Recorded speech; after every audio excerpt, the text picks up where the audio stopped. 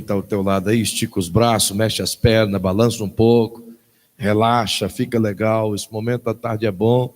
Se estica aí, irmão, se espreguiça.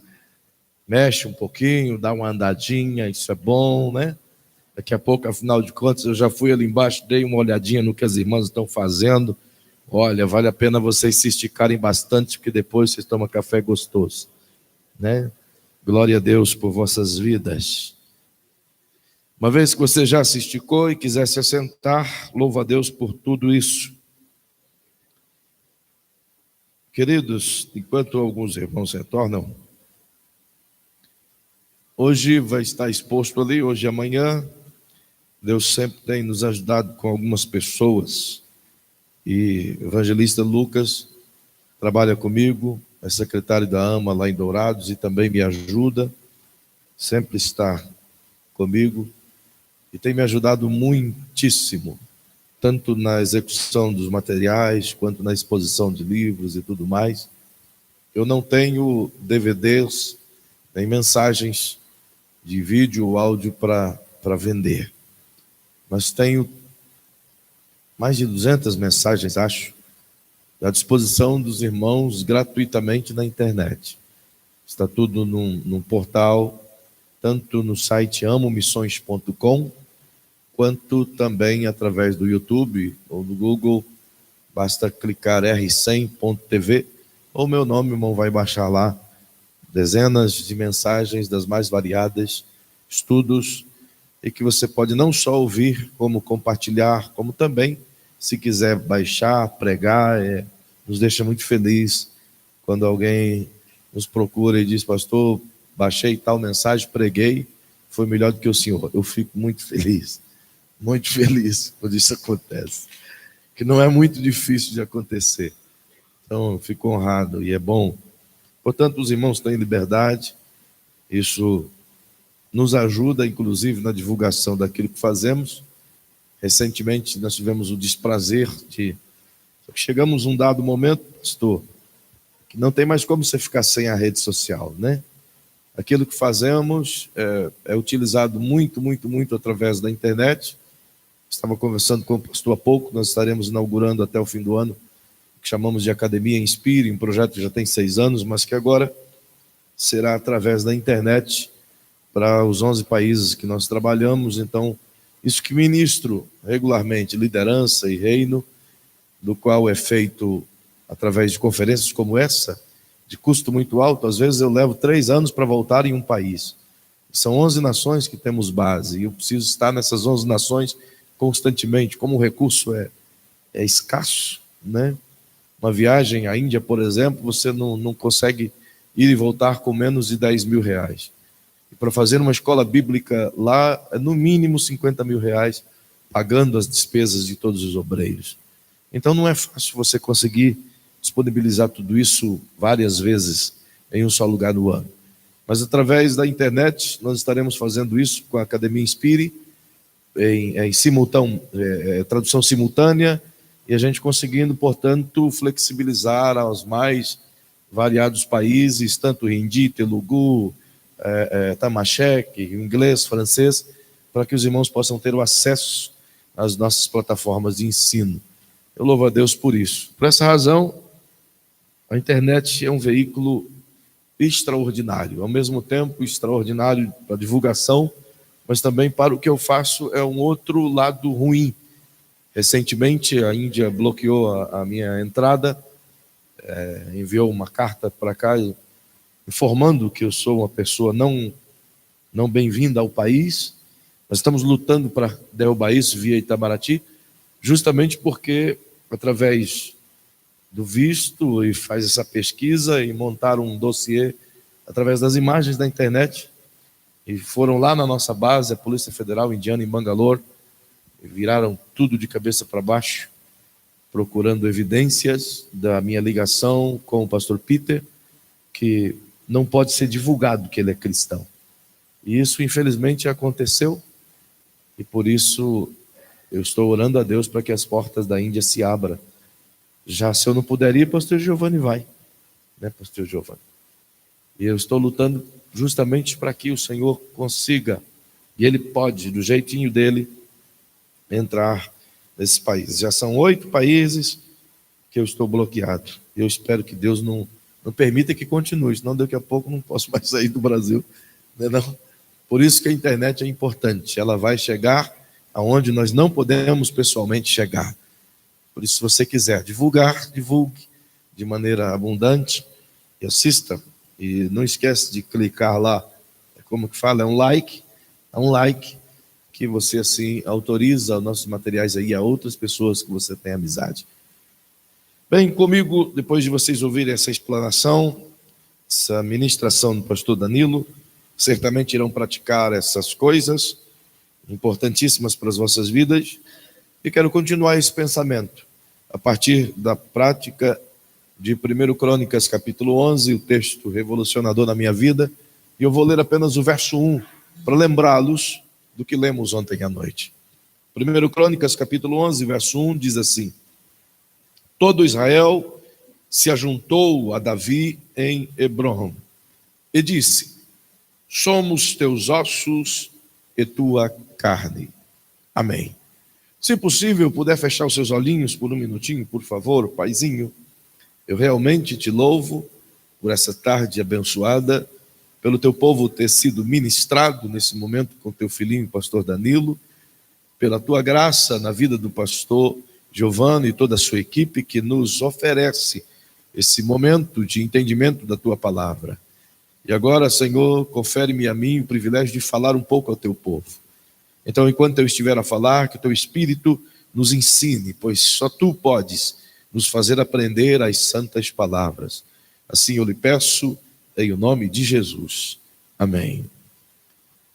Ontem nós pudemos aprender um pouquinho sobre liderança, entendendo que ninguém se faz um líder, todos nascem para ser líderes, todos foram feitos por Deus, líderes. Líderes, portanto, não são isolados, não são um é líder, outro não é, afinal de contas, a ideia do divino é que todos possam liderar.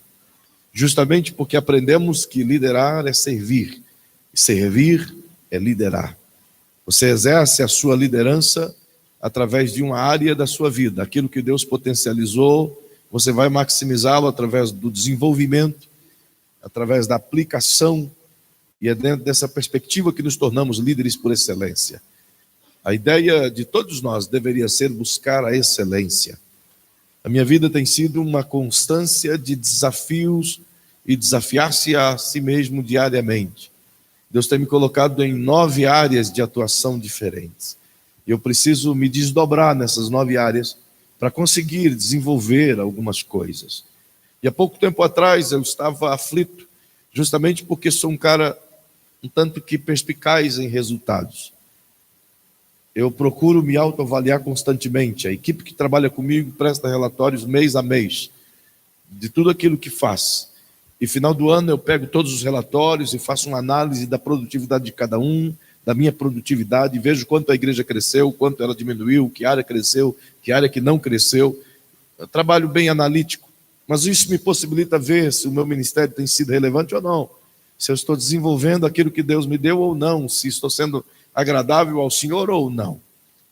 E há um ano e pouco atrás eu estava fazendo essa análise, no final de 2016, início de 2017, melhor, e choquei-me, porque não tinha conseguido alcançar um êxito tão relevante quanto eu esperava em 2016. E no meio do ano de 2017, justamente quando dá o mês de junho, eu faço uma reavaliação, sempre de a cada 6 meses, no final do ano faço um geral. Então eu percebi que continuei no mesmo problema. Não tinha potencializado e nem maximizado, e ao contrário, não tinha superado os números que tinha colocado como expectativas. Então comecei um desespero, chorar ao Senhor e tentar achar qual era o problema. E eu estava a orar e o Senhor veio e me ensinou algo muito importante. E ele disse para mim: meu filho, o teu problema é foco. Eu digo: mas Senhor, como assim foco? Então ele me pediu para pegar uma folha de papel, peguei uma folha sulfite e uma caneta, e ele disse: vai marcando aí, desenha em forma circular todas as áreas de atuação que você está fazendo. Então eu coloquei, em primeiro lugar, a igreja da qual eu cuido, Então, o projeto de evangelismo da Carreta, o projeto de missões da AMA, a editora, os programas de TV, então, a escrever os meus livros, as conferências. Então, pontuei 7 áreas, com a última que é o pastoreio de pastores. E todas essas áreas circuladas, eu digo, está aqui, Senhor, o que tenho que fazer? E ele diz, pois bem, o teu problema é foco. Eu digo, ok, então eu preciso fazer o quê? Vou ter que parar com 6 áreas e vou focar em uma só. E ele disse, você não entendeu o foco. Eu digo, mas Senhor, tudo que eu tenho aprendido ao longo dos últimos anos, que é exatamente isso. Foco é você observar algo que você produz com qualidade e baixar a tua cabeça naquilo, estudar aquilo, desenvolver aquilo, ir para cima e fazer aquilo ser maximizado. Ele disse, sim, mas esse não é o meu foco. Eu digo, mas eu preciso entender então o teu foco. Se tudo que eu tenho aprendido em todo o contexto de liderança ao longo dos anos que eu tenho de vida, é exatamente assim. Qual área eu vou ter que parar? E ele disse, você não pode parar nenhuma delas. Eu disse, então não estou entendendo mais coisa alguma. O senhor está me confundindo toda a minha cabeça. Ele disse, calma. Então eu fiquei calmo e ele começou a me ensinar. E disse, o seu problema nada mais é do que foco. Eu digo, mas Senhor, me explique. E ele disse, igreja, o que você faz? Por que a igreja vem? As pessoas se reúnem aqui. O que faz com que as pessoas venham a ti? Eu digo, a única coisa que eu faço na igreja é pregar. Ele diz, então, o teu papel na igreja é pregar. Sim, é pregar. E pregar é o quê? Eu digo, é a comunicação do evangelho. Ele diz, pois bem, então, o teu papel da igreja é comunicação. Eu digo, sim, senhor. E a carreta, como é que você alcança as pessoas? Montando caixas ou pregando? Eu digo, pregando, tem a equipe que monta o equipamento. Ele diz, então, o teu papel na carreta é comunicando o evangelho. Sim, é comunicação do evangelho. Ele perguntou, e o teu papel aqui na editora, qual que é? Eu digo, também é transmitir, é escrever. Ele diz, portanto, é levar o conhecimento das pessoas, aquilo que eu te dou através da escrita. Sim, ele falou, portanto, é comunicação escrita. Eu digo, é verdade, senhor, é comunicação escrita. E o pastoreio de pastores, como é que você faz? Eu falo com eles, senhor. Ele disse, então você se comunica com eles? Eu digo, sim, eu me comunico com eles, exatamente assim. E os programas de vídeo que você faz? Justamente uma comunicação através do vídeo, senhor. E todas as áreas, ele diz, portanto, nenhuma das suas áreas está fora do eixo da comunicação. O problema é que você se concentra na atividade. E se você for se concentrar na atividade, o teu foco na atividade, você vai ter que parar todas as outras atividades. E eu digo, então, senhor, é por isso que não está acontecendo, não está rendendo o que tem de render. E ele diz, justamente. E eu digo, como assim? E ele me perguntou, o que você estava fazendo em Laguna Carapã semana passada? Eu digo, eu estava ajudando o obreiro local. E ele disse, fazendo o quê? Eu estava ajudando a fazer um banheiro. E o senhor me disse, você é pedreiro? Eu digo, não, senhor. E você é o quê? Eu comunico o evangelho, sou um pregador. Ele diz, então, o teu foco não pode ser no banheiro. O tempo que você gastou assentando um tijolo, era o tempo que você tinha que estar gastando pregando o evangelho. O teu foco tem que ser na comunicação do evangelho. O teu eixo é comunicação. Então você não pode tirar a sua atenção para nenhuma outra área que não seja comunicação. Uau, então eu entendi Deus. De modo que à medida que eu faço aquilo que o irmão é chamado para fazer, eu passo a invadir a tua área, então eu passo a não ser um líder como você é, porque eu tento tirar aquilo que você foi feito para fazer. Recentemente o Senhor me disse acerca de um líder que tenho lá. Eu ia colocar um pastor do ministério na área da administração da igreja, para cuidar do administrativo. E o Senhor Deus me disse, não faça tal coisa. Qualquer pessoa pode administrar uma igreja com habilidade, mas pouquíssimas pessoas podem tratar de almas como um pastor. Então não tire quem cuida de alma para cuidar de quem cuida de números. E não coloque quem cuida de almas para cuidar de números. Coloque quem cuida de números para cuidar de números, porque quem cuida de números não vai conseguir cuidar de almas. Não assente tijolos, porque o seu papel não é assentar tijolo. Quem assenta tijolo não é capaz de cuidar de almas. E quem é capaz de cuidar de almas, nem sempre é necessário cuidar de tijolos. Então eu entendi que o meu foco tem que ser exatamente na área do meu dom, da minha habilidade. Eu tenho que me concentrar na habilidade que Deus me deu, porque é ela que vai me fazer ser o líder que Deus espera que eu seja. Eu tenho que me tornar excelente naquilo que eu sou. Olhe para quem está pertinho de você e diga, qual é a sua habilidade? Você sabe falar bem? Você sabe cantar bem? Você sabe pregar bem? Você sabe assentar tijolo como ninguém?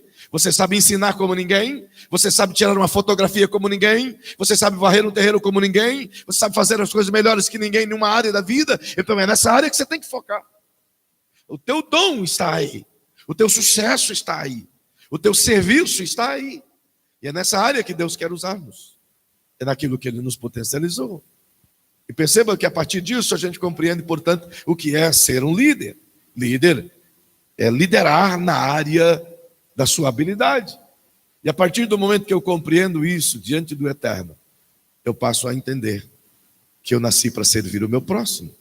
E nós finalizamos ontem entendendo que a solução do teu problema, eu queria que você olhasse para quem está pertinho de você, essa pessoa bonita e cheirosa, e diga para quem está pertinho de você assim. Diga, sabe, a solução do teu problema, melhor, a solução do meu problema está em ti. Uau! Você é a solução do meu problema, irmão. Não tenha dúvida disso. Partindo disso, se liderança é servir, e servir é liderar, então eu tenho uma pergunta para você. Escreva se você quiser. Vamos caminhar. Escreva, por favor. Escreva exatamente o seguinte: eu sou um líder, aliás, eu sou um servo. Escreve melhor assim: eu sou um servo porque eu sirvo.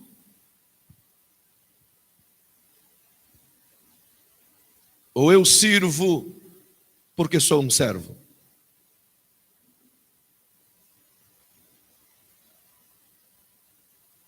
Então agora que você escreveu, olhe para esse irmão bonitão ou bonitona pertinho de ti e pergunte para ele exatamente essa fala que você escreveu aí.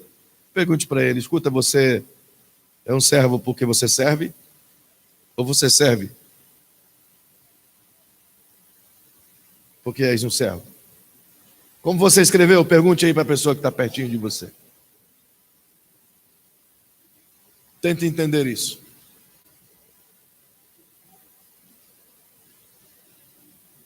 Você me serve porque é um servo?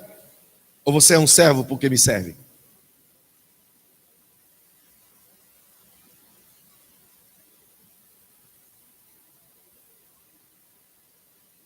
Se você é um servo, escute isso.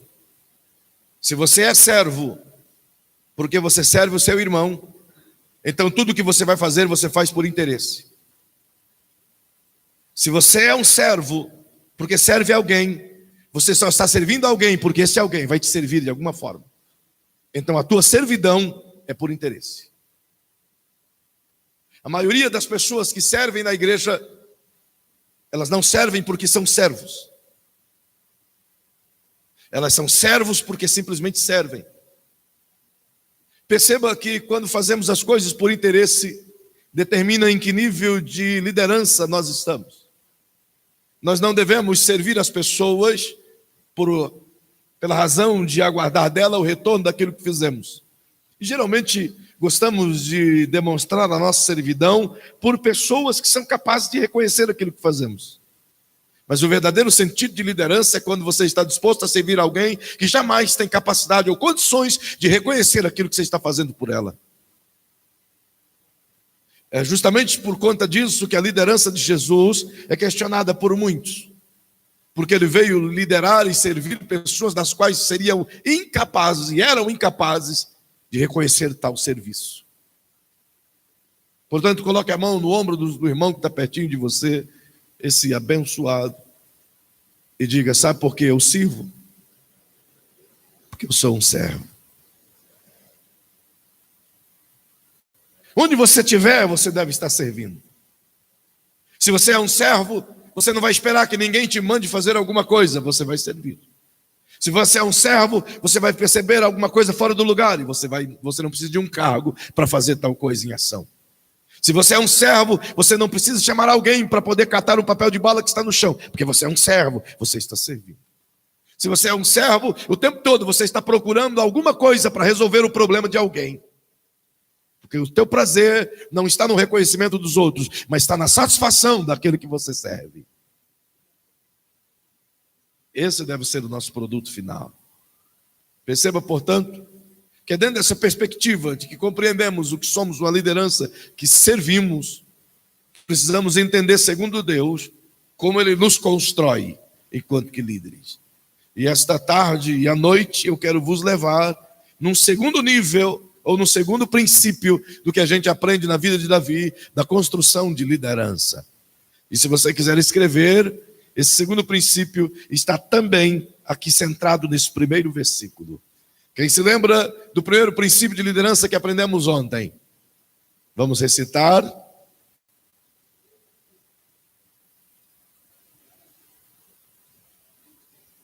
Um, dois, três. A capacidade. Pode olhar aí no que você escreveu. A capacidade que você tem de servir define a capacidade que você tem de liderar. Eu vos disse que tem uma sentença, a última sentença que vos falei, é o que significa liderança. Liderar é a decisão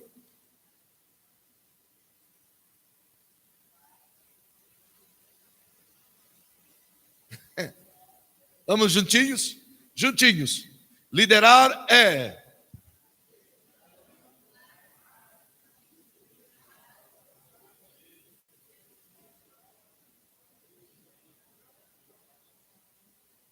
exatamente.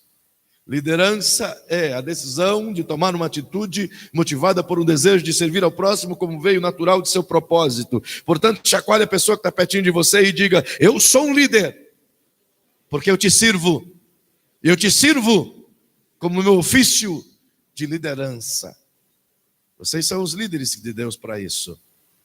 Hoje nós iremos aprofundar esse caso e tentar entender o como que Israel via Davi. A Bíblia diz nas palavras escritas aqui que todo Israel se ajuntou a Davi. Deus fez de Davi um grande líder. E hoje compreenderemos isso sob essa perspectiva. Escreva, por favor, o sucesso da liderança.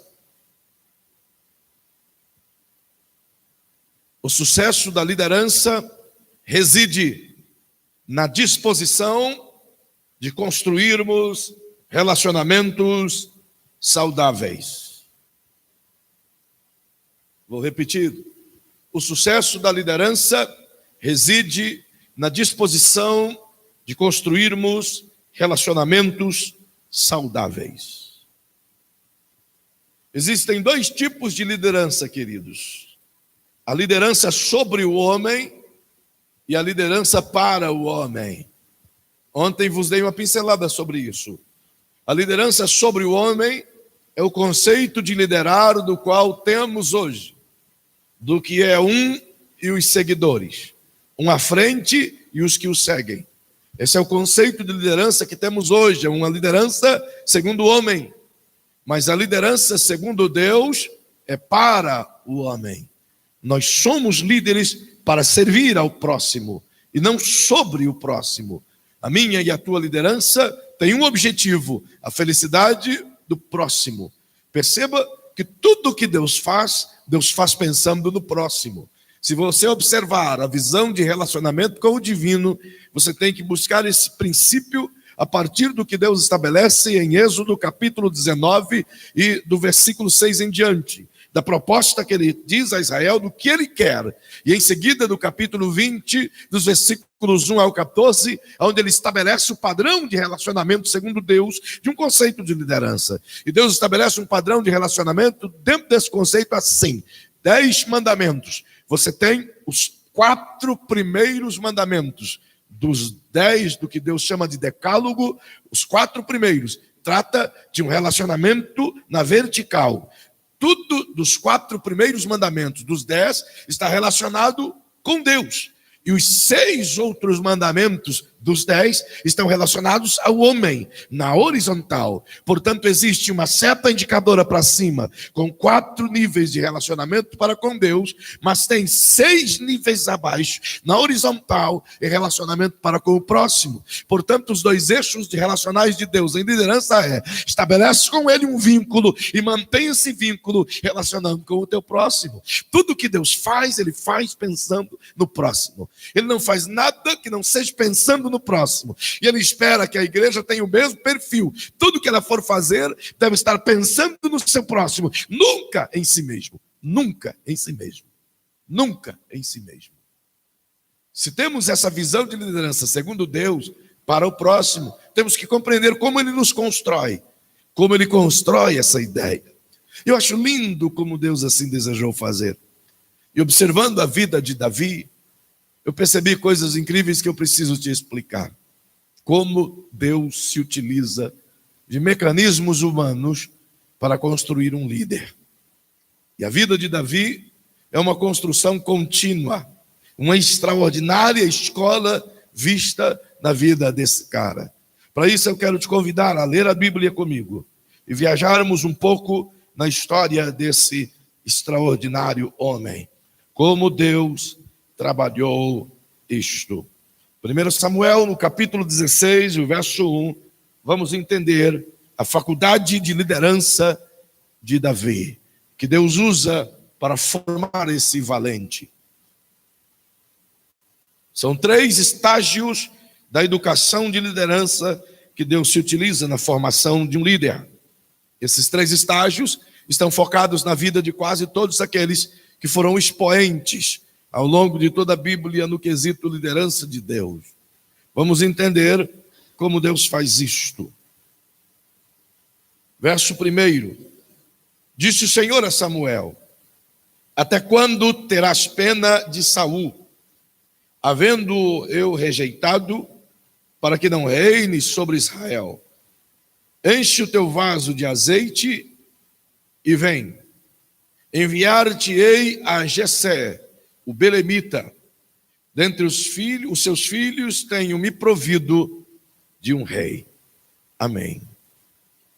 Eu não vou entrar no contexto histórico da cena, pois vós conheceis bem, mas permita tentar vos expor que Deus trabalha na construção de nossa liderança com elementos que já existem. Diga para quem está pertinho de você: Deus se utiliza da matéria existente, das circunstâncias existentes, para trabalhar a liderança em nossa vida. Se nascemos com aptidão, com uma habilidade, o que precisamos é, portanto, trabalhar essa habilidade para nos tornarmos os líderes que Deus espera que sejamos. E Deus se utiliza de tudo que há em nossa volta e de tudo que existe em nós para nos construir tal coisa. E a vida de Davi é um exemplo clássico disso. Eu olho para a vida desse camarada e descubro nele valores que talvez nós temos também em casa. E Davi foi construído em 3 grandes ambientes. 3 grandes ambientes de conflito que fizeram de Davi uma liderança exponencial. Ele teve a sua infância dentro de uma residência comum dentro de Israel. E essa residência, a casa de Jessé, é o primeiro ambiente de conflito no qual Davi é inserido, e é uma faculdade na qual ele aprende coisas extraordinárias. E a gente precisa compreender isso a partir da perspectiva divina. Muitos de nós já ouviu dizer que Davi era um menino desprezado pelo pai. Quantos de nós talvez já pregou que Jessé odiava Davi ou desprezava Davi, que ele era simplesmente um ruivinho que não tinha valor algum e que o pai simplesmente o esqueceu até quando tinha o momento de jantar ou almoçar ou refeição com Samuel? Mas isso não é totalmente verdade. Isso não tem exposição bíblica. É apenas conjectura daquilo que imaginamos ser. Outros até afirmam que Davi era filho bastardo. Outro absurdo que não tem base nenhuma bíblica para afirmar. Apenas conjecturas.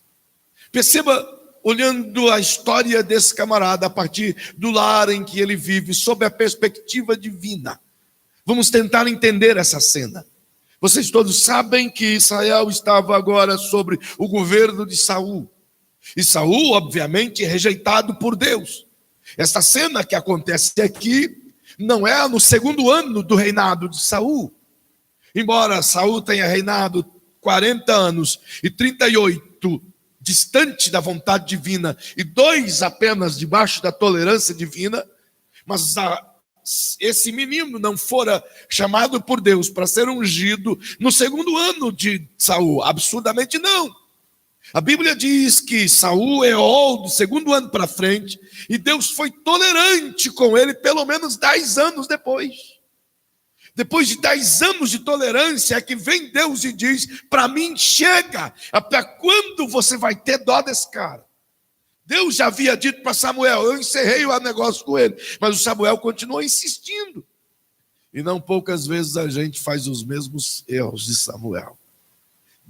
A pessoa já deu prova suficiente de que ele não vai se submeter à sua liderança e, portanto, não vai aceitar a sua submissão à liderança dele, e a gente continua insistindo, achando que até podemos ser melhor do que Deus no tratamento das pessoas.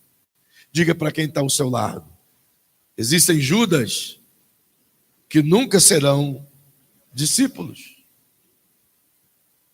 E o que a gente precisa ter é a habilidade de conhecer os Judas. Mas deixe esse negócio para outro dia. Perceba que, à medida que Deus fala com Samuel, Deus dá uma direção para ele. E diz: Samuel, eu tenho me provido de um rei.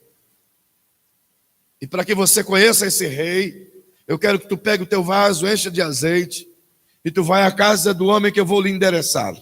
A casa de Jessé, o belemita. Perceba que Deus está falando de alguém que lhe é conhecido.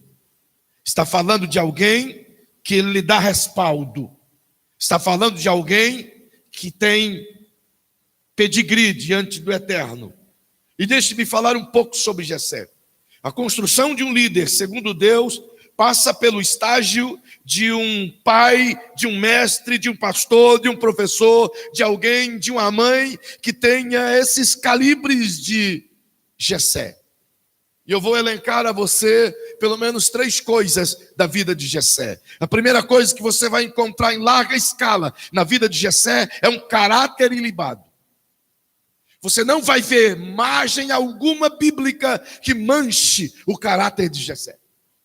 Segunda coisa que você vai ver diante da Bíblia na vida de Jessé é um comprometimento inigualável. É um homem extremamente comprometido com os seus valores, com a sua fé, com as reverências, com o reino de Israel e com o seu Deus. A terceira coisa que você vai ver na vida de Jessé é uma larga experiência. Perceba que Jessé fazia parte do conselho de anciões da comunidade de Belém. E o que é necessário para fazer parte do conselho de ancião de Belém, ou de qualquer comunidade judaica daquele período? Primeiro, ele precisava ser filho da terra. Ninguém podia ser parte do conselho de anciãos se não fosse nascido naquele lugar. Ele tinha que ter essa origem. Jessé é o belemita. É nascido ali, é da terra, é alguém ali. Segunda coisa, ele precisa ter tempo de vida suficiente, isto é, precisa ter experiência de vida, precisa ser um ancião, precisa ter vivido o suficiente. Terceiro, ele precisa ser relacionável, ele precisa ter um bom relacionamento com a comunidade toda, senão ele não fazia parte do conselho de anciãos. E o Jessé fazia. Ele era um homem honrado diante da comunidade judaica, diante do povo belemita. Embora Belém fosse uma aldeia de pastores, mas é uma aldeia de pastores com honra. Perceba que há uma quarta característica para fazer parte do conselho. Tinha que ter raízes de sua fé. Sua fé tinha que ser pública. E a fé de Jessé é uma fé declarada pelo próprio Deus. Deus é quem fala para Samuel. Samuel já sabia, porque senão Samuel perguntaria: quem é Jessé? Ele sabia quem era Jessé, justamente porque Deus, o primeiro, sabia quem era Jessé. Havia um relacionamento de Jessé para com Deus, e a fé de Jessé era conhecida do homem de Deus. Uau! Isso é maravilhoso. Portanto, aprender com Jessé era um privilégio. Davi nasceu exatamente nesse ambiente, na casa de Jessé. E perceba como acontecem essas coisas, como isso é lindo. À medida que Deus diz a Samuel, vai lá na casa do Jessé. Eu conheço o cidadão, tenho me provido de um rei lá. O Samuel fala para Deus, Deus, eis um grande problema. Eu sei quem é o Jessé, eu sei onde é Belém, mas esse negócio de eu ir na casa dele e ungir um novo rei vai me trazer problema. Por que, Samuel? Porque Saul, ouvindo isso, ele vai me matar. Qual é o rei que vai aceitar que eu vá ungir outro rei para ficar no lugar dele? Ainda mais um rei desviado como Saul, se o senhor mesmo está dizendo que o rejeitou. Então Deus diz a ele, olha, simples, homem. Olha o que o texto diz. É melhor ler para você entender. Verso 3. Convidarás Jessé para o sacrifício.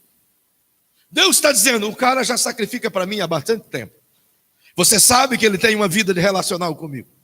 Então faz o que ele faz sempre. Vai lá cultuar com ele. Vai lá adorar com ele. Convida ele para um sacrifício da tarde.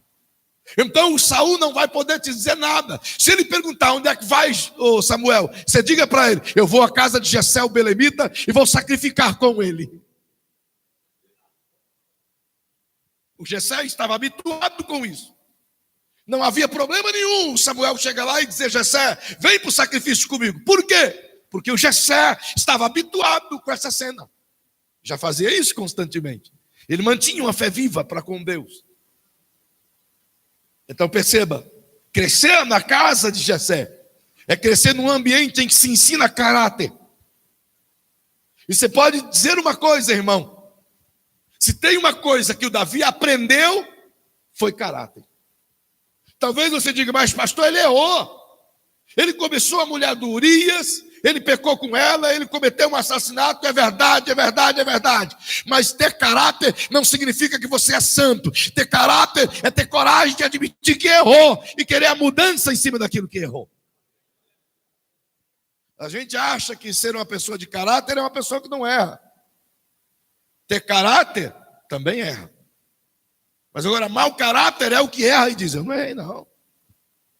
Vai lá em Curitiba que você vai encontrar um bocado que diz tal coisa. Perceba? Além de Jessé ser um homem de caráter, ele ensina comprometimento. Ele ensina honra.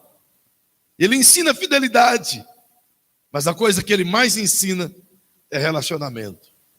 Se tem uma coisa que esse homem sabia ensinar, é relacionamento.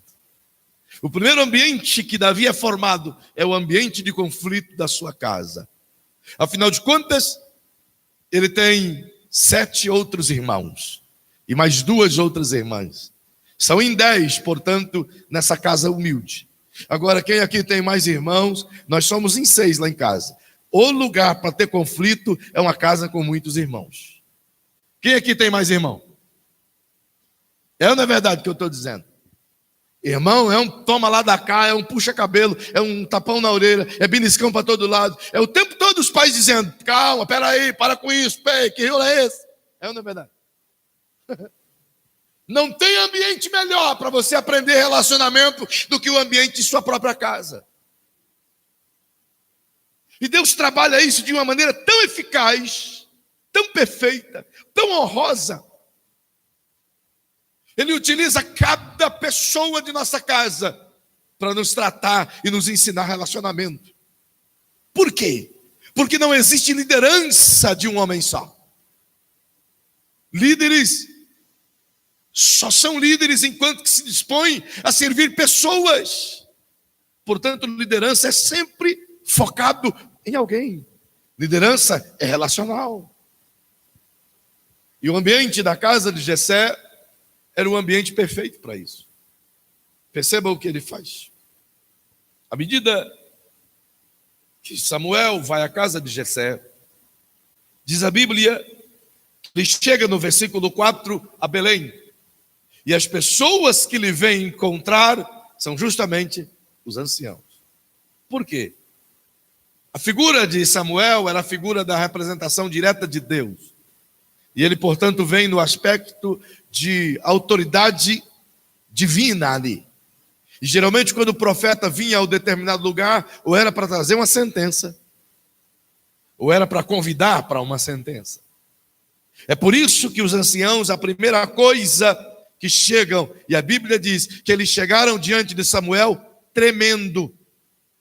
Está no versículo 4. Os anciãos da cidade saíram-lhe ao encontro e tremendo. Imagina isso, irmão. Quando o pastor chega na casa da gente hoje, nem liga mais. Agora imagina isso aqui, o pastor da cidade está chegando ali, os membros. Será que tinha medo dele?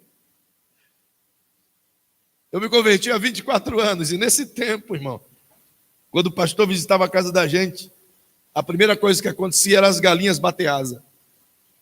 Corriam todas. Não tinha uma galinha que ficava no terreiro, irmão, mas não tinha uma só. As bichinhas sabiam, escutavam o barulho do carro do pastor, aí elas já diziam uma para a outra: é hoje que uma de nós vai embora. Vazar tudo. Outra coisa mais triste, irmão. É, na verdade. Mas quando o presbítero ia, era só café. Passei por essa fase também. Só café, olha lá ainda. Olha lá. Mas à medida que Samuel chega, ele chega com um peso de tal autoridade que os homens tremem e pasmam, como quem dissesse: o que é que nós fizemos agora que desagradou a Deus? Por isso perguntam: é de paz a sua vinda? Uau! Como Deus precisa trazer Samuéis em nosso Brasil. E Samuel diz: é de paz. Eu vim sacrificar ao Senhor. Então o coração deles sossega. E a Bíblia diz no verso 5: consagrai-vos e vinde comigo ao sacrifício. Chamou todos os anciãos para irem com ele. Então ele consagrou a Jessé e a seus filhos e os convidou para o sacrifício. Deixe-me dizer uma coisa para você aqui. Por que Jessé não achou estranho isso aqui? Obviamente ele já estava acostumado com essa cena diante do Eterno, em sacrificar ao Senhor, em cultuar ao Senhor, em servir ao Senhor. E a Bíblia diz que após essa consagração ele foi chamando um após outro dos seus filhos. E passaram os seus 7 filhos valentes, homens grandes, fortes, treinados e bem preparados para a guerra. Homens que tinham um perfil extraordinário. E a gente então vem e constrói aquela cena dos filhos de Jessé aparecendo, Samá, Abinadab, os homens Arrão e tal. E aí a gente constrói todo aquele cenário do Davizinho e tal. Só que entenda uma coisa: ninguém disse para o Jessé que Samuel iria ungir um rei dos seus filhos. Jessé não apresentou nenhum filho para ser rei. Jessé apresentou todos os seus filhos a Deus. Por quê? Ele não preparou um para ser rei e os outros não. Ele não preparou Abinadab para ser rei e os outros não. Ele não preparou Eliabe e os outros não. Ele não preparou Davi e os outros não. Jessé tinha uma visão: eu vou preparar todos os meus filhos de forma igual. Para quê? Para ser rei? Não, ninguém disse para ele que eles iriam ser rei, mas disse para eles que eles deveriam sacrificar ao Senhor. Jessé passou a vida inteira construindo seus filhos para sacrifício diante de Deus. Que coisa. Hoje nós preparamos os nossos filhos para tudo, menos para o sacrifício. Preparamos líderes para tudo, menos para sacrifício. Como pais, preparamos eles para serem bons mestres, bons líderes, bons profissionais, mas não preparamos eles para serem bons servidores do reino de Deus. Porque servidores não dá dinheiro. Jessé cuidou de cada um dos seus filhos para servirem a Deus. Aleluia. Não há uma diferença entre um e outro. Mas aí alguém pode dizer, mas espera aí, pastor, o Davi não estava na cena. Então, quando terminou os mancebos, não tem lugar nenhum que mostra que o Jessé esqueceu. Nenhum. Os que estavam na casa, ele chamou. E quando então Samuel pergunta, acabaram-se os mancebos? O Jessé ainda diz, tem o menor. Mas por que o menor não está ali? Justamente porque Jessé está trabalhando seus filhos um a um, na sua idade, no seu tempo exato, na formação de caráter e compromisso. Ele ensina compromisso para Davi. O seu trabalho é com as ovelhas. Não largue as ovelhas por nada. Não tire os olhos dela por nada. Não saia de perto das ovelhas. Compromisso é compromisso. E quer ver o compromisso na vida de Davi? Passa 2 anos. Davi já foi ungido. Está o Saul endemoniado, possesso, e os caras colocam musiquinha pro Saul, mas nada resolve, chamam xamãs, nada resolve, alguém diz, olha, eu conheço um cara que toca bem, e se ele tocar, e fazem uma propaganda tão mentirosa, mentem descaradamente para Saul, vou te contar como essa gente é feroz. Mentiram de um tal jeito, se você olhar no capítulo 16 e o versículo 17, aliás, o versículo 18, o Saul no 17 diz assim, buscai-me um homem que toque bem. E os caras disseram, nós não aguentamos mais o ser endemoniado, e a gente conhece um. Olha a propaganda que eles fazem.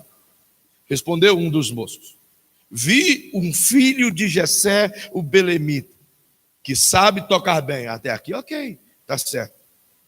E é forte. Valente, até aqui tudo bem. Agora, homem de guerra, faça-me o favor. Faça-me o favor. O cara vem falar para Saul que o Davi é forte, valente, eles acertou, mas forte. Homem de guerra.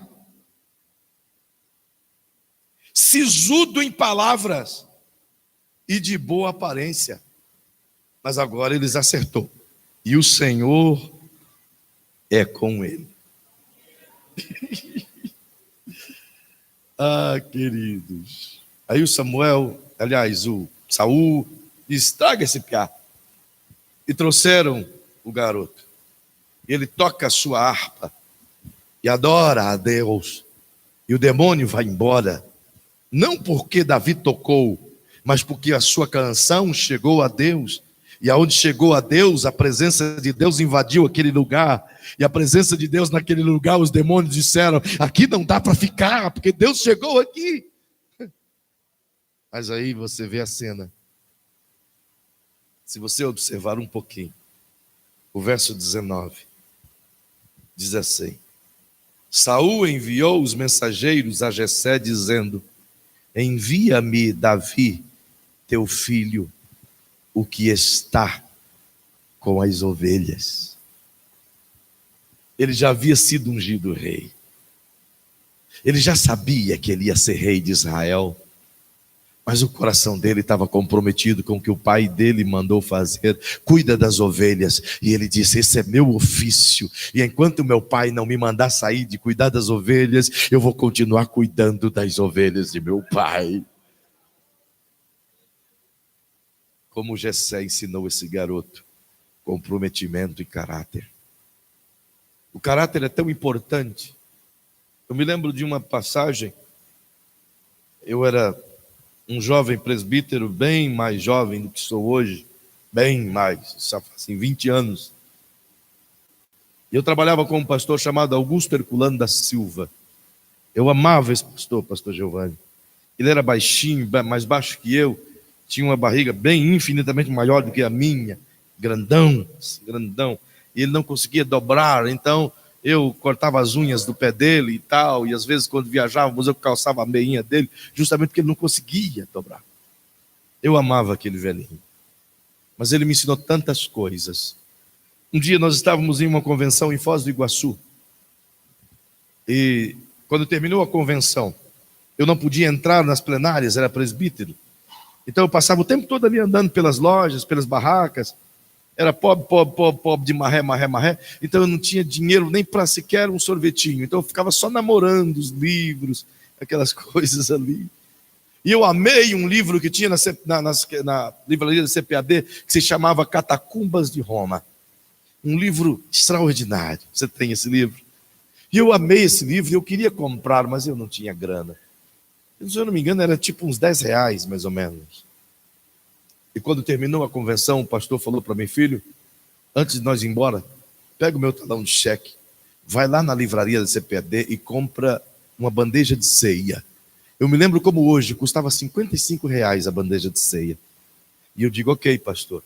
Então peguei o talão de cheque dele, assinadinho, fui lá na livraria da CPAD e comprei a bandeja de ceia e pensei comigo: por que não comprá-lo? Por que não comprá-lo? Comprei. Entretanto, comprei o livro e adicionei no cheque do pastor R$ 10. 65 quilos. E quando cheguei no quarto, disse: pastor, está aqui a bandeja e está aqui esse livro. Eu estou apaixonado por esse livro há bastante tempo. Eu queria demais. E eu não tenho dinheiro agora, mas eu sei que Deus vai me dar uma oferta brevemente. Quem sabe seja o senhor. Então, esse livro eu adicionei no teu cartão, no teu talão de cheques. E quando eu puder, eu te devolvo. Ele balançou a cabeça. Ele não falou nem sim, nem não. Carreguei toda a mala dele. Fomos para o carrinho, era um Del Rey. E viajamos 600 quilômetros sem ouvir um A do meu pastor. E aquilo foi perturbando a minha alma. Ele me deixou no meu barraco onde morava, foi para a casinha dele, passou 3 dias. Ele nunca, desde o dia em que eu cheguei em Piraí do Sul, ele nunca tinha ficado um dia sem ir na minha casa. Nem que fosse para buscar para lavar o carro dele. Nem que fosse para buscar para capinar o quintal dele, cortar a unha dele. Mas ele ia lá buscar. Mas ficou 3 dias, eu não aguentei. Eu digo: aconteceu alguma coisa, não é possível. E fui lá. Quando cheguei na casa dele, bati na campainha, a irmã Cidinha me atendeu. E digo: Augusto está ali no gabinete dele. Ele mandou você entrar lá. Entrei lá, sentei e falei: pastor, o que aconteceu? Eu preciso que o senhor me fale. O senhor veio calado de Foz até aqui. O senhor não me procurou nesses 3 dias. Não sou mais útil para o senhor. O que aconteceu? E ele disse para mim: você não se lembra de nada? Eu digo: não, pastor, eu não fiz nada. O que aconteceu? Lembre-me, por favor. E ele diz: procure na sua memória e veja o que você fez. Eu digo: não fiz nada.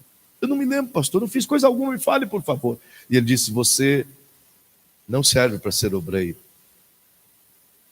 Você está desclassificado como obreiro. Eu digo: por quê, pastor? Ele diz: porque você é desonesto. Você não tem caráter. Aquilo feriu a minha alma.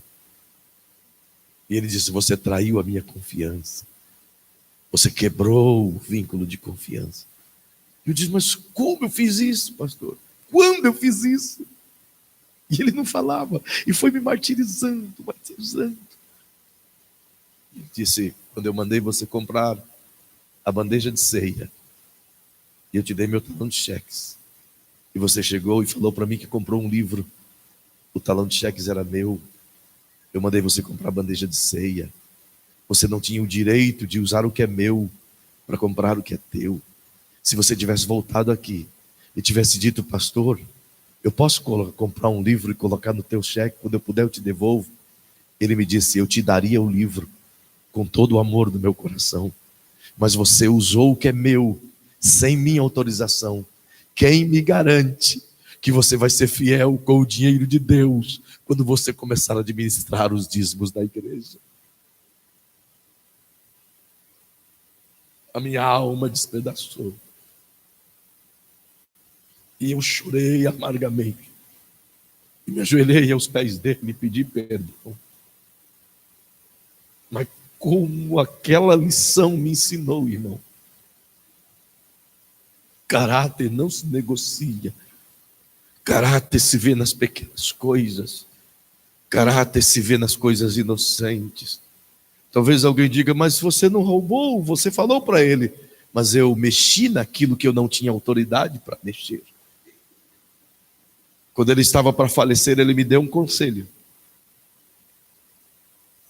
A esposa dele já havia falecido, ele já estava jubilado, mas semana após semana ele ia na minha casa. E quando estava para morrer, ele me deu um conselho que nunca mais eu esqueci. Foi na semana que eu ia ser consagrado ao ministério pastoral em 2003. Então ele disse assim: filho, 3 coisas te direi. E eu me lembro de Jessé todas as vezes que eu falo, eu me lembro disso. Ele disse: vou te dar 3 conselhos que devem seguir a tua vida por todos os anos, enquanto você estiver no ministério. Primeiro conselho: tome todo cuidado com o dinheiro do trabalhador, da lavadeira, do pedreiro, do empresário que chegaram na salva da igreja, porque esse dinheiro é de Deus e você tem que zelar por ele como de Deus. Segundo conselho: nunca se levante depois das 7 da manhã, porque às 7 horas da manhã já tem muitas ovelhas do seu aprisco que estão com as camisas molhadas de suor, trabalhando. Desde então, isso já faz 18 anos.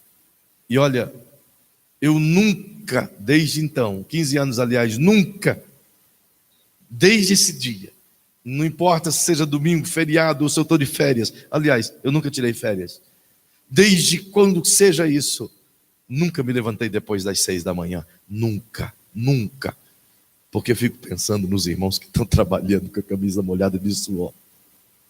Terceiro conselho que ele me disse: nunca se assente num banco de uma praça, porque pode passar algum irmão e ver você assentado num banco de uma praça, e ele vai pecar por sua causa, dizendo: pastor, não tem nada o que fazer, está sentado no banco de uma praça. Conselho simples, mas me ensinou caráter e compromisso, de forma que, quando eu olho para Jessé, eu percebo que ele educou seus filhos para servirem ao Senhor. Jessé não fez os filhos para serem reis, Jessé fez os filhos para servir a Deus. Jessé fez os filhos para honrar a Deus. Ele fez os filhos para o sacrifício. Então pergunte para quem está ao seu lado: que tipo de geração nós estamos construindo? Que tipo de líderes? Que tipo de líderes nós estamos formando? Que tipo de obreiros nós estamos formando, irmãos? Qual é o tipo de ensino que estamos dando aos nossos filhos, aos líderes que estão se levantando? Estamos formando pessoas para terem sucesso, enquanto que a ideia de Deus é formar pessoas para serem líderes servidoras. O sucesso de um líder não é o quanto ele consegue construir ou deixar o seu nome na prateleira. O sucesso de um líder não reside enquanto que ele está vivo. O sucesso de um líder é se aquilo que ele construiu ao longo de sua carreira permanece quando ele se for, então ele teve um sucesso. É diante disso que eu observo a escola de Davi. E Davi foi formado por um homem que o ensinou à primeira mão valores de honra, de coragem, de vida relacional, de vida com Deus, de uma extraordinária capacidade de se submeter e servir. Se tem um cara que soube honrar até o fim, foi Davi. Você não vê em momento algum desonra ou deslealdade na vida de Davi. E onde que ele aprendeu isso? Com Saul? É claro que ele aprendeu com seu pai, Jessé. Ao longo de seus 23 anos de fuga, ele teve por 2 ocasiões oportunidades incrivelmente limpas de acabar com aquilo. Uma cena é até engraçada, né? Está lá o Saul evacuando o seu ventre, diz a Bíblia. Deu uma rapidinha nele, uma ligeira, comeu um vatapá, e destampou. E ele precisou ir para um lugar em secreto, e não foi nenhum soldado. Afinal de contas, qual é o soldado que quer ver uma cena dessa?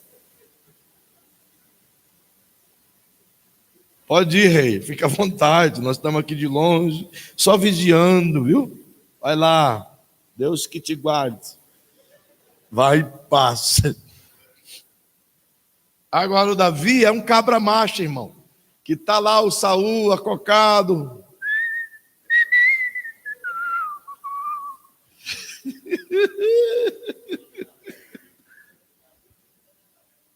Dentro da caverna, irmão, no banheiro privado. E lá vem meu irmão, eu imagino que o Davi vem assim, ó.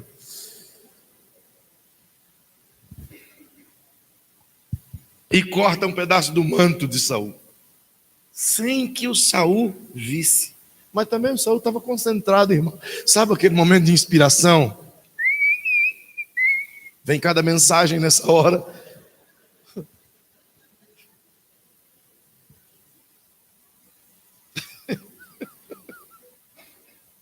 Desculpem, queridos. Tem hora que eu não aguento as minhas besteiras. O certo é que o Davi cortou um pedaço do manto do Saul e tinha a oportunidade de, já pensou, morrer enquanto está evacuando, irmão? Ninguém merece. Poxa vida. Não, aí é muita desonra, não é não? De ré.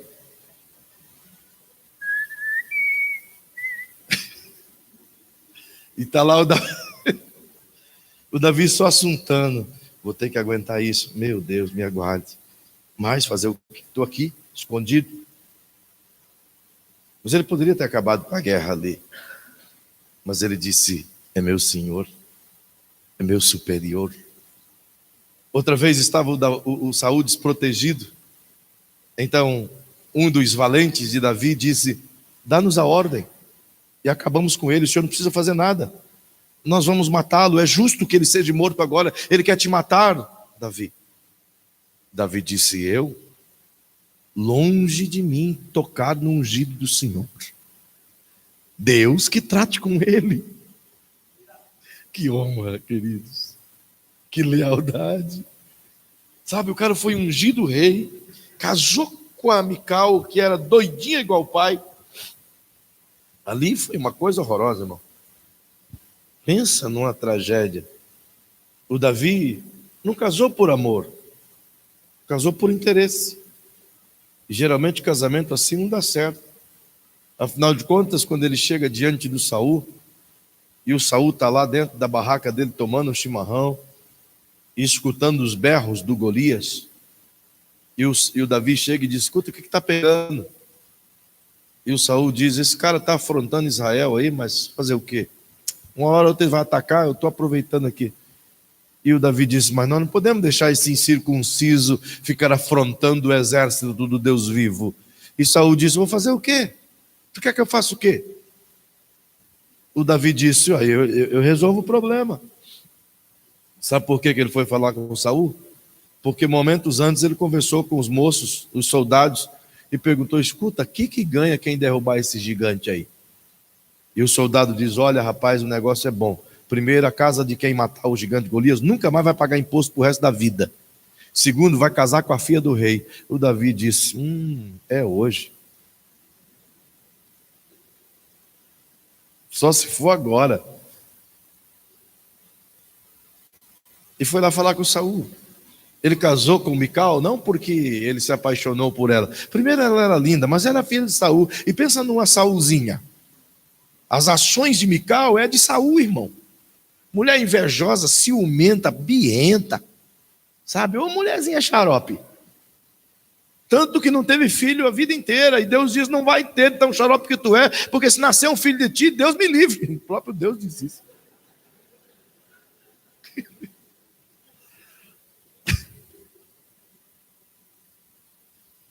Mas eu olho para esse cara e eu fico apaixonado por ele, pelo seu nível de honra.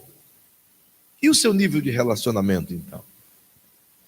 O Jessé utilizou todas as ferramentas possíveis, a ferramenta do trabalho, a ferramenta para ensinar o comprometimento junto com as ovelhas, a ferramenta para não abandonar os menores indefesos. Não é à toa que o Davi está sozinho lá, e aparece um leão, um lobo, sabe lá, ele nem sabe o que era. Ele diz, eu não sei se é um leão ou se é um urso, eu só sei que eu peguei e matei. Porque atacou suas ovelhas, as ovelhas de seu pai. A dar a vida por aquilo que ele se comprometeu a fazer. Jessé submeteu Davi ao cuidado das ovelhas no deserto por uma razão muito específica. Ele tinha que ensinar os seus filhos a buscar ter relacionamento com o seu Deus, cada um da sua forma. Ele não queria criar religiosos, ele criou pessoas operantes. Não é à toa que todos os filhos de Jessé foram valentes e homens sábios, líderes de exércitos, pessoas importantes no reinado de Davi. Justamente porque aprenderam a gerenciar os conflitos uns com os outros. E enquanto submetia, agora é hora de parar, né? Vou parar. Enquanto que Jessé disse: você vai cuidar das minhas poucas ovelhas lá no deserto, ele sabia o que estava fazendo. Ele sabia que Davi sabia tocar. E ele amava tocar. Eu descobri em meio às minhas viagens e pesquisas que Davi criou, e a Bíblia diz que ele fez muitos, e esses muitos é datados por alguns escritos judaicos de milênios atrás, de mais de 3.000 anos, de que Davi é responsável pela criação de 94 instrumentos de música para louvar ao Senhor. 94. Esse menino, enquanto estava sozinho no deserto, as noites solitárias, as ovelhas deitadas, e ele naquela escuridão, eu fico imaginando Davi com seus cabelos ruivos, sua pele queimada pelo sol, olhando as estrelas de forma tão lindas como elas brilham na noite, e com a sua harpa começar a cantar canções ao Deus de Israel. E eu imagino o Deus dos céus saindo de seu trono, de sua glória, e se assentando ali ao chão, ao lado de Davi, e dizendo: toca e canta, meu filho, que eu quero ouvir a sua voz cantar. Não é à toa que 71 canções ele escreve quando está a sós com o Senhor, no deserto da vida, se aprendendo o relacionamento com Deus, para poder se relacionar com o seu próximo. Ele aprende primeiro a relacionar com aquele que ele não vê, para aprender a relacionar com aquele que vê. Aí a gente se pergunta: por que Deus diz: Davi é o homem segundo o meu coração? Certo dia eu perguntei a ele, até porque as respostas bíblicas e teológicas que eu encontro me ensinam que Davi era o homem segundo o coração de Deus, justamente porque ele tinha um coração quebrantado, sabia se arrepender a hora que via o pecado em si mesmo. E tem lógica. Ele mesmo diz que um coração contrito e quebrantado Deus não rejeita. Mas o Salmo 27 me ensina por que Davi é o homem segundo o coração de Deus.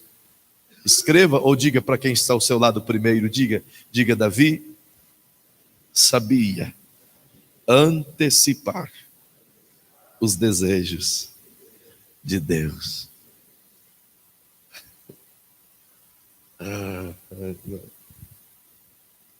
Guarde isso no seu coração. Não existe um homem que Deus tenha amado mais do que amou Abraão. Deus amou Abraão de tal modo que disse a Abraão: meu amigo. Uau! Uma coisa é eu dizer: eu sou assim com Deus, ó. Mas outra coisa é Deus dizer: eu sou assim com aquele cara. Eu posso afirmar isso, você não vai saber. Mas Deus olhar para você e dizer: eu tenho amizade com esse cara, ele é meu amigo. Isso é forte demais.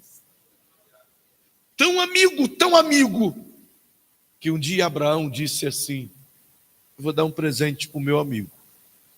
Depois de vencer 4 reis, Quedorlaomer com toda a sua tribo, ele resgata Ló e traz tudo que foram capturados, inclusive os amalequitas. E quando chega, é recebido por Melquisedeque, rei de Salém, e Abraão diz: vou dar um presente para o meu amigo, para Deus. Vou tirar 10% de tudo que tem aqui, vou oferecer para o meu amigo. Vou dar dízimo para meu amigo. A ideia de dízimo não é de Deus, é de Abraão. E Deus gostou tanto, que disse: vou colocar esse negócio, porque isso é legal. Demonstra o quanto ele me ama, o quanto tem de relacionamento comigo. É por isso que dízimos é uma coisa só para quem entende e tem relacionamento com Deus. É coisa de quem ama, é coisa de quem sente, é coisa de quem é de cima para baixo e de baixo para cima. É coisa de quem é assim com Deus, ó. E sabe por que Abraão desejou fazer isso? Vem cá, meu pastor. Porque ele era assim com Deus, ó, lado a lado.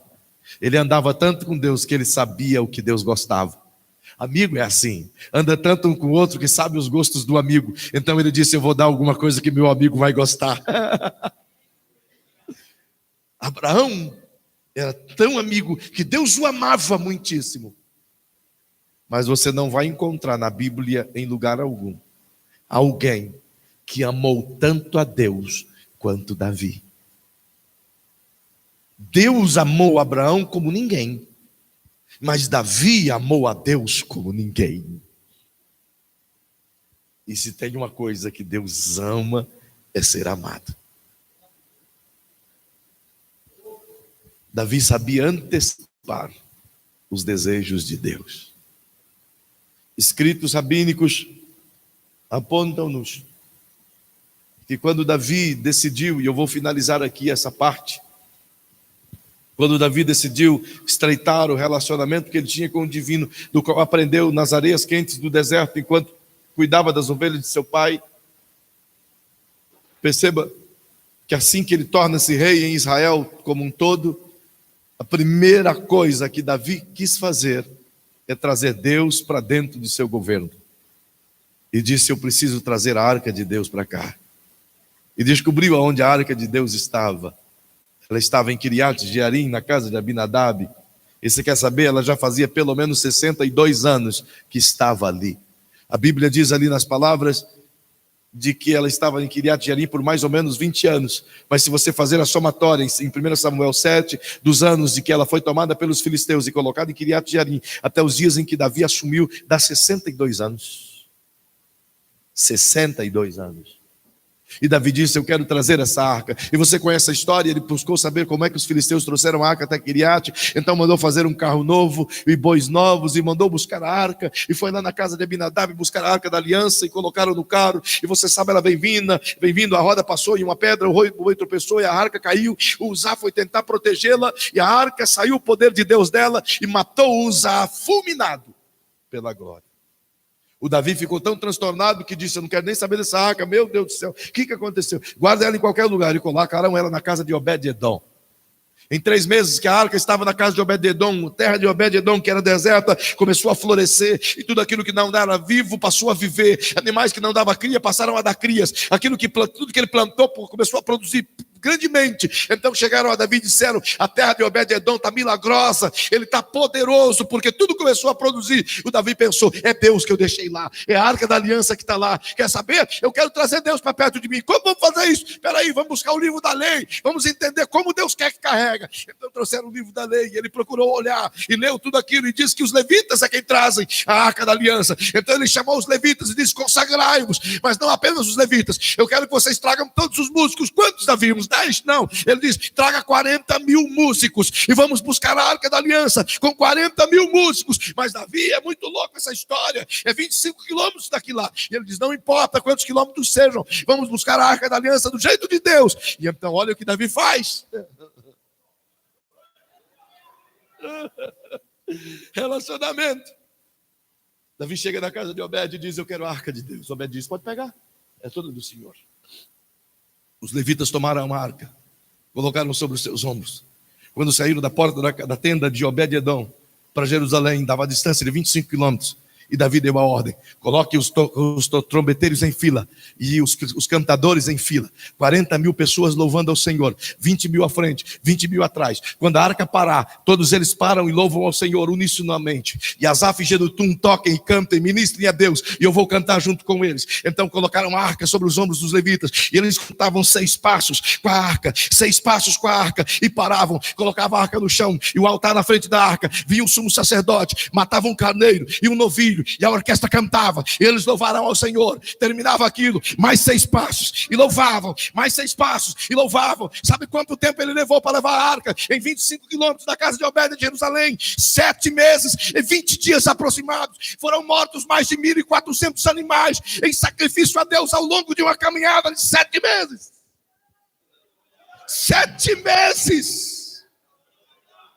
E se perguntarem, Davi, por que é que você fez isso? Saiu do teu lugar, da tua casa, do teu palácio, do teu governo, para estar esse tempo todo caminhando com Deus, mandasse trazer ela e fizesse um culto aqui, ele iria dizer para você, porque eu não posso chegar na presença de Deus com pressa. Se eu quiser ter intimidade, eu tenho que me demorar na presença dele. Eu aprendi que relacionamento é assim. Aleluia. Oh, Jessé ensinou a Davi que na presença do divino não se faz nada correndo, mas é com paciência, é com amor, é com devoção, é com espera, é com vontade, é com desejo. E Deus disse, é esse negócio que eu gosto. Eu não gosto de nada requentado, eu não gosto de nada fast food, eu gosto de gente que chega aqui e me espera com paciência. Esperei com paciência pelo Senhor, e Ele ouviu o meu clamor. Oh, aleluia!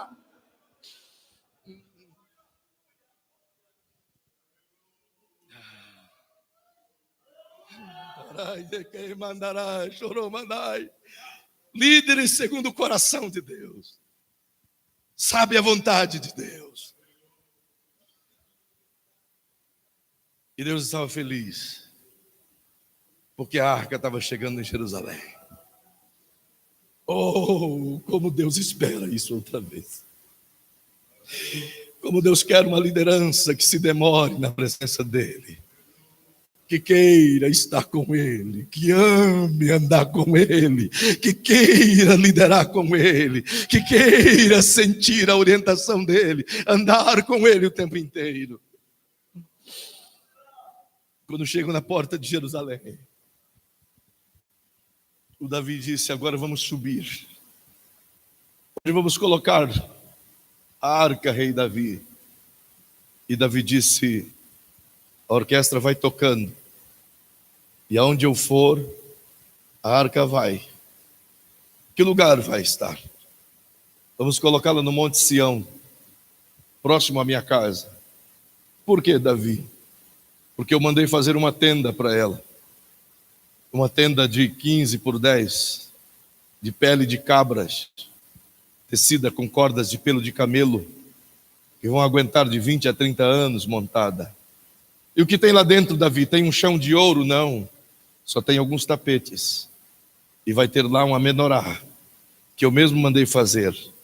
Então só vai ter a arca da aliança e a menorá lá. O candelabro vai estar lá.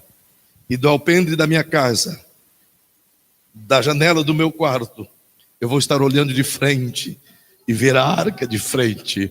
Por que, Davi? Porque quando eu ver que Deus desceu lá, eu quero estar por Ele esperando. Eu quero me aguardar dele lá, eu quero ficar com ele pertinho de mim. Então, à medida que ele entra em Jerusalém, diz a Bíblia, que ele tirou o seu manto real, tirou o seu sapato real, tirou a coroa de sua cabeça, tirou as argolas dos seus braços, e enquanto a orquestra tocava, ele subiu 2 quilômetros e pouco dançando e adorando diante do Deus dos exércitos. E quando alguém criticou a ele, a sua mulher Mical, disse a ele, tu dançava como um louco diante das mulheres. Ele disse, você está enganada, eu dançava e adorava diante do meu Deus, e diante dele eu vou adorar do meu jeito, porque meu coração é dele e ele é meu. Oh, aleluia, aleluia, aleluia.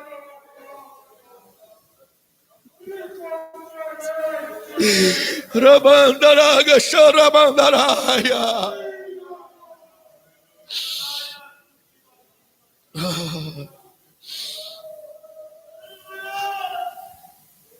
Deus quer uma geração de líderes que façam menos, mas adore mais, que construa menos, mas ore mais, que pregue menos a palavra, mas que viva mais o Evangelho.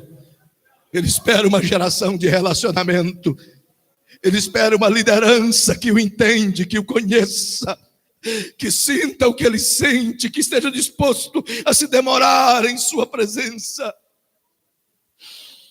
Eu concluo lhes dizendo, é por isso que o apóstolo Paulo, quando interrogado em Atos capítulo 15, ele responde algo estranho, mas lindo.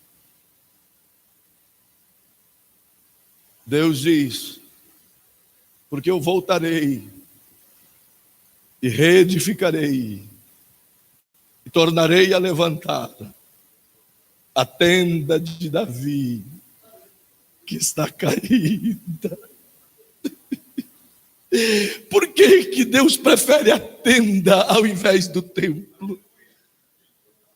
Por que ele ia preferir uma tenda tão pequena, rústica, pobre, insignificante, ao invés de um templo suntuoso quanto o templo de Salomão? A resposta é simples, é porque a glória do templo está nas coisas, mas na tenda a glória está somente em Deus. A glória está somente em Deus. A glória está somente em Deus. Se coloca em pé. Hoje você é o templo, você é o lugar da glória a habitar. Uramandaraga doromandarai. Oraka sharakandoroko mandarai.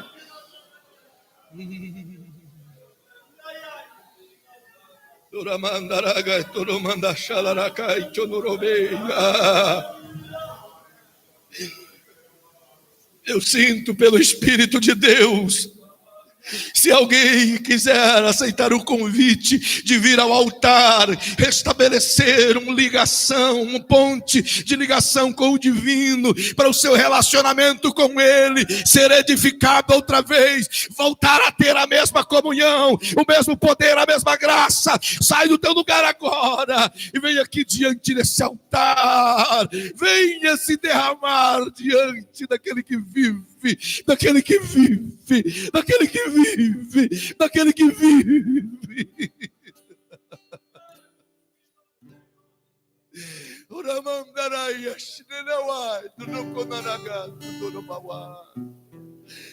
Oh divino, oh divino,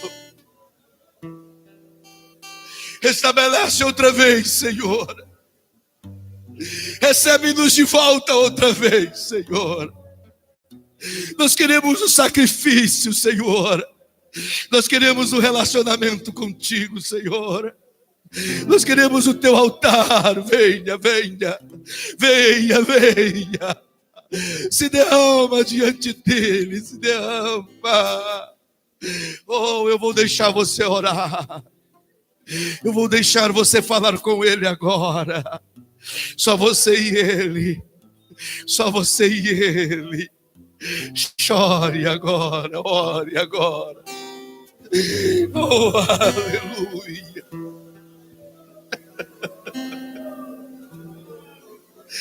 Adore, adore, adore. Adore a ele agora.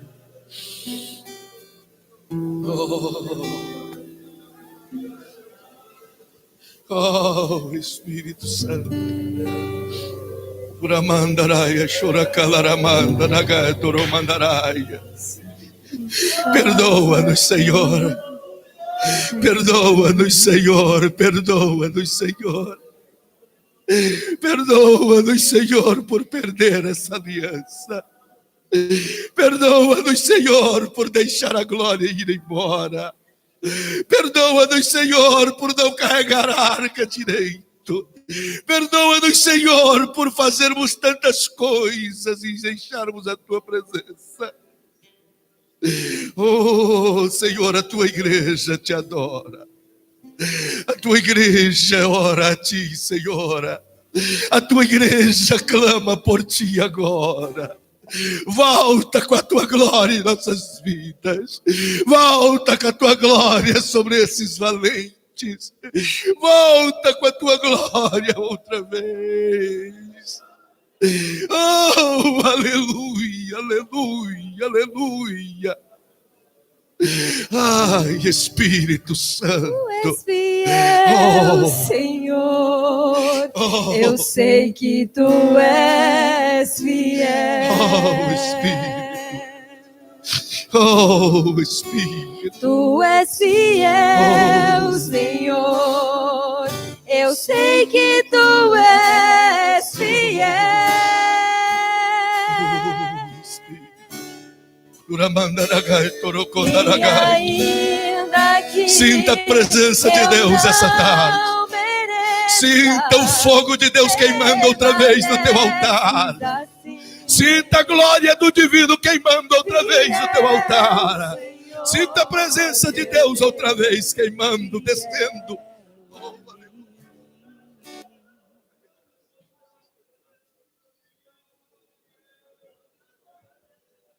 Oh, em nome de Jesus. Oh, em nome de Jesus. Em nome de Jesus.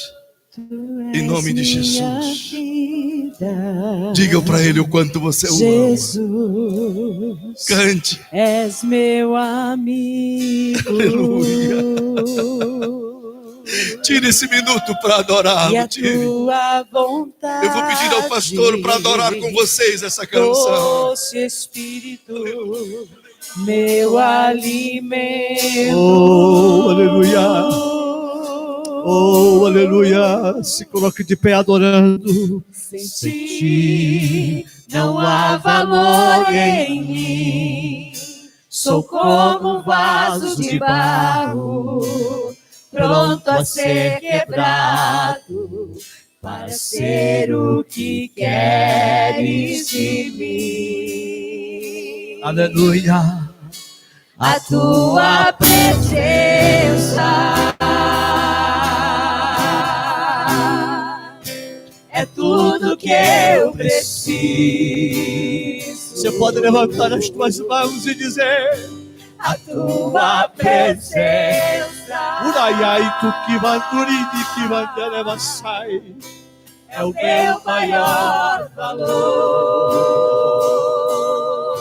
Aleluia. Atrai o meu coração. Arai tu que mandiriba suribai. Uraia pacanturiba sai. És tudo que eu quero. Atrai o meu coração. Atrai o meu coração. Eu posso te tocar.